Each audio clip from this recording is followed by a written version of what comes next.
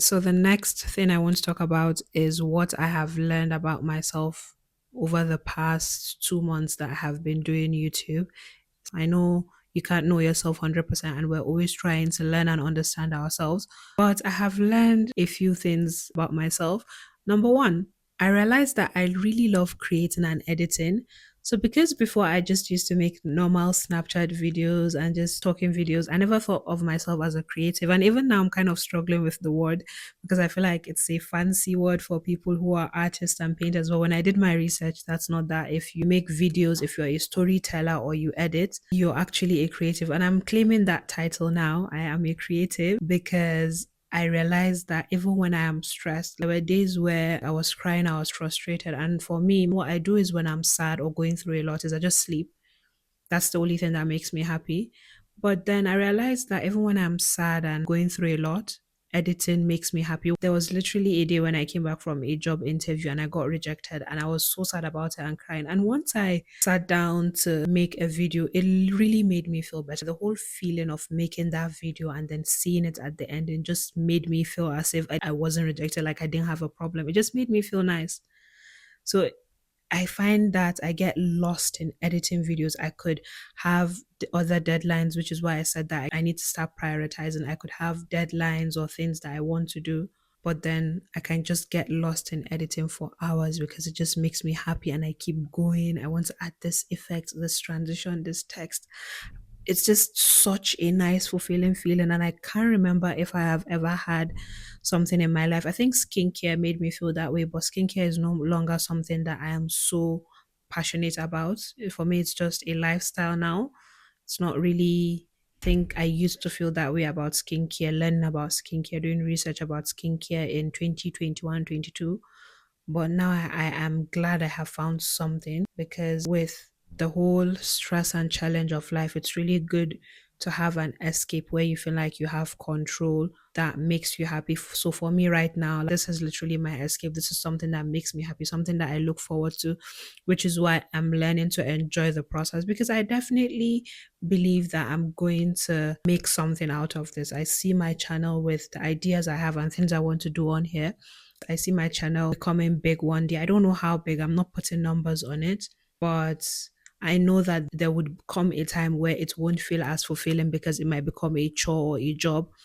There might be some expectations. So I'm really allowing myself to enjoy the process where no one is expecting a video from me weekly, where no one is expecting perfection from me, where no one even sees literally now. I'm talking to myself, no one is seeing what I'm doing. I just have 7 subscribers, like I keep saying. So there's not much expectation of being perfect or saying the right things or tailoring to an audience, which feels good. It gives you so much freedom to do things the way you want to do them and just be creative and try new things. So I'm trying to enjoy this phase of my YouTube channel. The second thing is this channel is pushing me out of my comfort zone. I am doing things that I normally wouldn't do. I am learning things that I think it would have taken me a longer time to learn if not for the channel. One of it is just speaking more articulately. Like I said, I'm insecure about how I speak. I definitely want to improve. But when you're constantly talking to a camera and you want to do it in a YouTube format, you learn how to pace yourself, you learn how to speak slowly. And sometimes I struggle with it.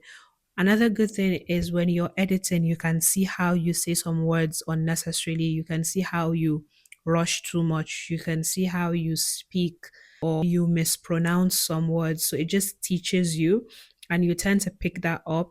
And subconsciously, whether you know it or not, you just slowly improve little by little because I know that definitely I have improved in the way I speak over the past few months. There's not much difference, honestly, but then still, I know I can see some difference. It makes you aware of your mistakes. It also makes you feel more confident. It also teaches you to articulate your thoughts better because you're trying to explain things in the most concise way. Another thing is just confidence.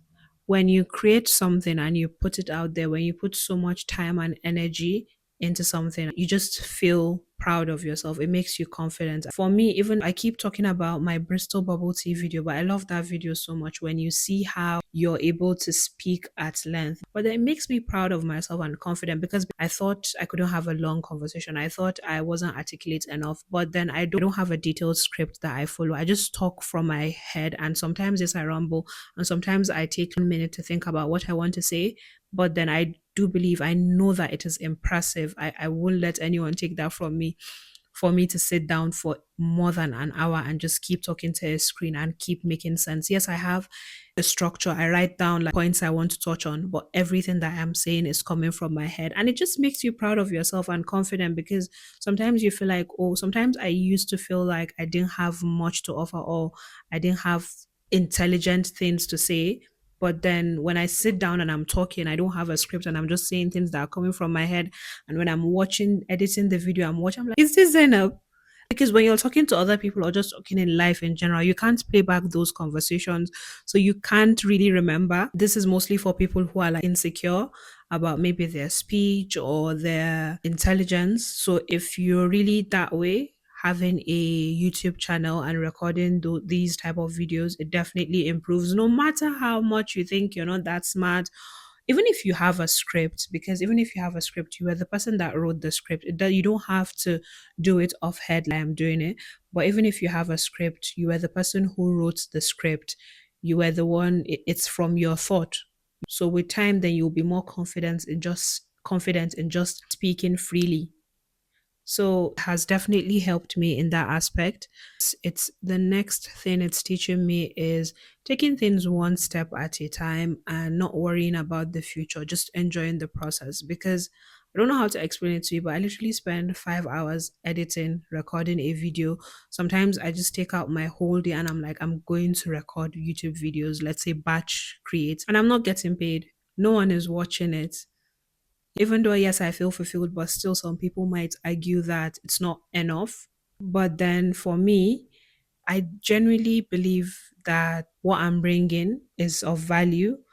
And I don't know whether it's going to take like 1 year or 2 years or 3 years, but I definitely see what I am doing being successful, and not successful in the terms of where I get millions of subscribers or hundreds of thousands, but still to an extent, just having a community where people find what I am doing helpful and just connecting with like-minded people. For example, when I made that Bristol bubble tea video, it's one of those videos where I'm just hoping I find people who love bubble tea as much as I do, because that was a geek move. Do you know that the video was actually 45 minutes? Imagine sitting down to record a 45 minutes video talking about bubble tea. And another thing, let me not even lie, is I want to be monetized. I think it would be good to have another source of income. It would be good to be paid for doing something that I love.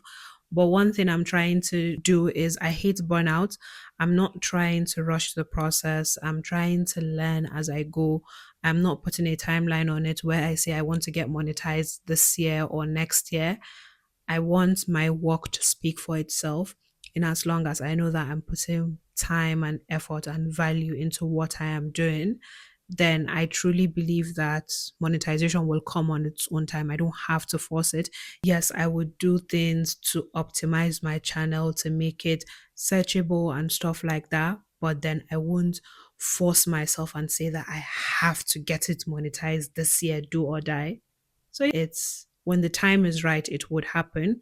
And just knowing that I am putting in my best. So this is my journey. If you have watched this whole video, if you have watched to the ending, thank you for listening to me. This was a very long video. I wasn't expecting it to be this long. And I know that I'm going to have to cut it up into 5 or 6 videos, something like that. This is my journey so far. If you've watched to this point, thank you so much. So if this is the only one you're watching, you can check I'll most likely have a playlist where you can watch the other videos. And I hope you just related to what I said and found anything.